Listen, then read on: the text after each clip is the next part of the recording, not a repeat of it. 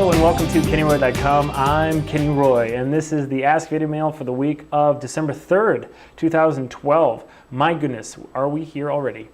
The Ask Video Mail is your chance to get your question in character animation or performance answered in a video just like this one, but I need your question if I'm going to answer it. So please send your questions to webmaster@kennyroy.com. I go through all the questions and I answer the ones that I think will help the most people. There's no such thing as a stupid question, and it is the best way to get the most out of this site. You can even send me your Maya files. You know, when I first announced that you can send me Maya files, a lot of people did it, but I don't really get very many Maya files anymore. So if you get stuck, if it's technical or artistic, I'd love to see, just like, you know, peek under the hood and just see what you're working on. So go ahead and send me your Maya file if you'd like to. Just so you know, I do travel every 2 years. I travel for a month to New Zealand for Christmas to be with the in-laws, and everything will just go on as normal here on the site. You won't even know I'm gone, so don't worry about that. Even if you see me on Facebook, you know, saying like, I'm gone, I'm leaving, bye. Everything will be normal here on the site. All right? I think that's it for announcements. Not too much to talk about. If my face looks a little blue, it's because I had my number. I ran in another race. I ran in a Spartan race this weekend, and my number, I drew my number on my face so that the photographer would get it. But the ink was really permanent. So I was scrubbing last night. I couldn't get it off. So I'm not sure if you can see, but it's very blue on my cheeks. Actually, it looks like I got beat in the face, so I actually look really hardcore. Anyway, so yeah, we're wrapping up the year, and feels pretty good. It's a good year. Oh yeah, it's a good year. I'll probably do a maybe an extra video, you know, to do like a yearly recap. That sounds fun, doesn't it? Maybe I should do that. Anyway.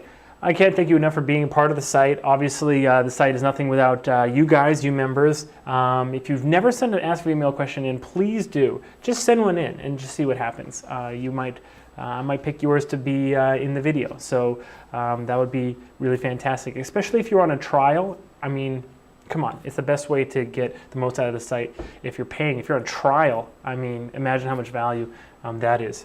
All for free.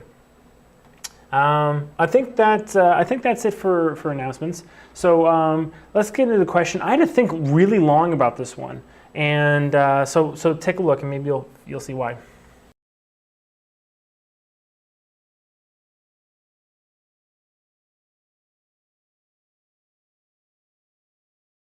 So this question like baffled me because I really can't think of a way to modify workflow to make it easier for this. Well, let me back up. So the thing is that I obviously have worked with moving cameras before, and I do work in step mode.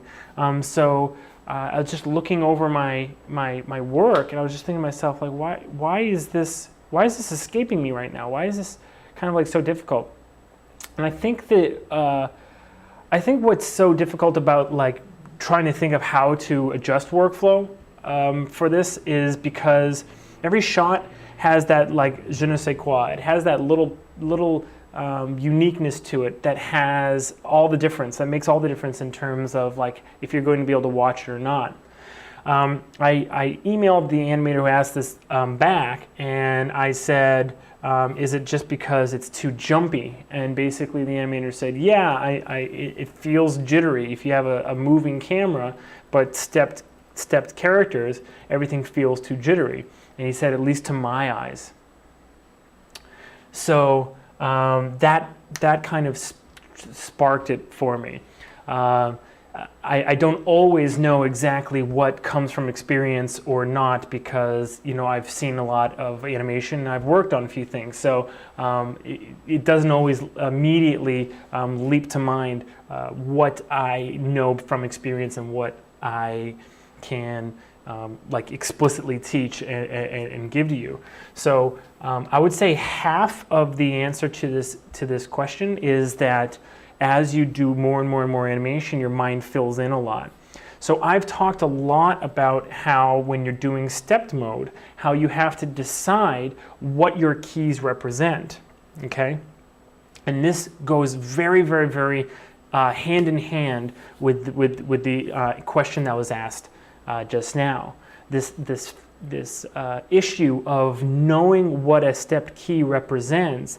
If you can do that, it means that your workflow is always contributing when you're doing any animation. It's contributing to your ability to see what you need to see from that stepped animation. Okay, so let me demonstrate just really quickly. I'll go back over what I just talked about, and you can see what I'm talking about. So I'm not going to do this in Maya because it's a lot easier to see just kind of visually like this. Okay, so when you have a stepped key, let's just pretend that this is a key, and this is a key, and this is a key. Okay. When you have those keys in stepped mode, basically Maya's interpolation makes it so that it's straight until the next key, just like that, right? So that's the way Maya interpolates it. It's basically a completely static hold on every single one of these keys, okay? If you immediately splined that, all right, let me add one more, actually, down here. All right, and you'll see why in a second. All right, now if you splined this, okay, I'm going to draw the resulting spline in this magenta color, okay? If you just click spline, right, it'll basically go like that, all right? Now, if you had set these explicitly, if you wanted these to be explicit keys, so like hero keyframes, all right, then obviously this won't work because it floats right in and out of all those poses, all right? If you wanted to snap into this one, this is where my workflow comes in, right? If you wanted to snap into this one, what I do is one pass of copied pairs, okay, on the ones that I know I want them to hold for however long, okay? Now this one, I'm just going to determine that this is a breakdown, all right, and this is another hold, okay? So now I've gone through my stepped keys and I've determined exactly what I want to be holds and what I want to be copied pairs, or sorry, what I want to be just transitions, sorry. And then the new resulting curve looks like this.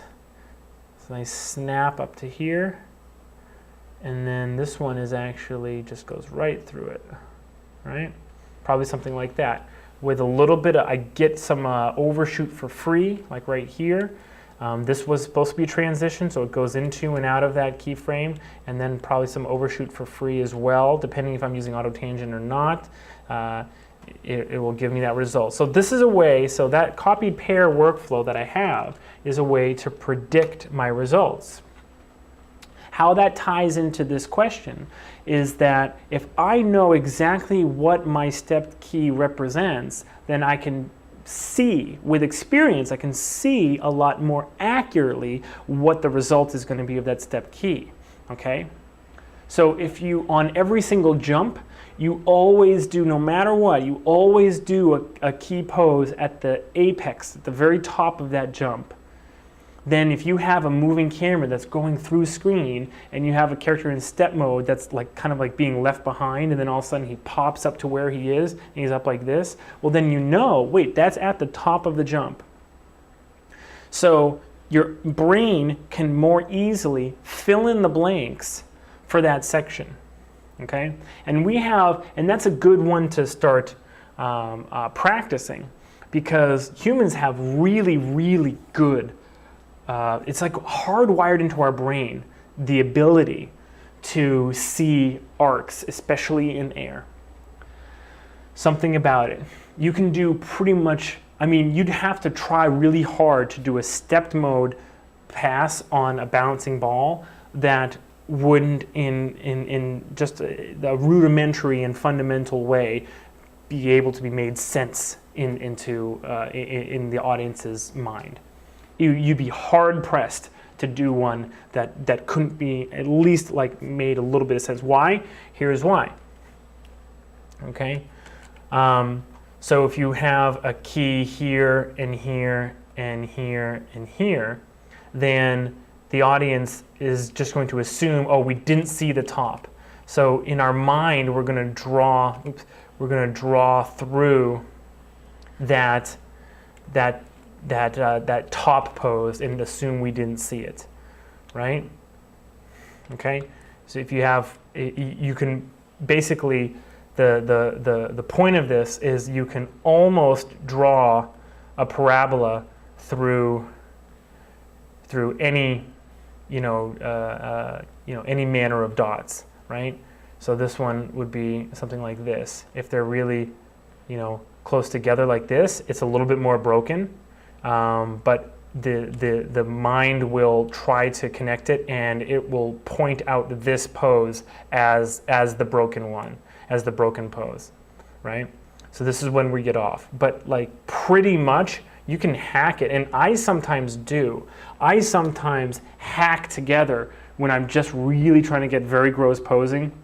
Anyone who's seen the lecture that I did for the Animals and Creatures course for Animation Mentor has seen that a lot of the arcs, especially like on quickly moving characters. In fact, that is a moving camera that was very smooth, and I had a stepped creature. If you watch that, I know a lot of you can't because you aren't in that course, but watching that, you'll see my workflow kind of rely on this fact. Okay, so basically, to fully answer the question, it does have to do with experience. Unfortunately, there's no way, because you just literally can't watch a stepped mode camera. That wouldn't work at all.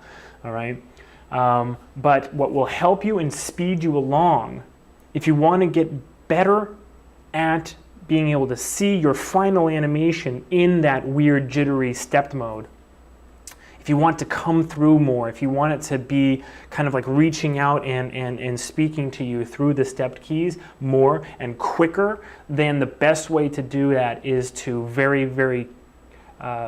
focused working on your workflow of that stepped key and what it represents. Is it only key poses? Is it the beginning of the pose?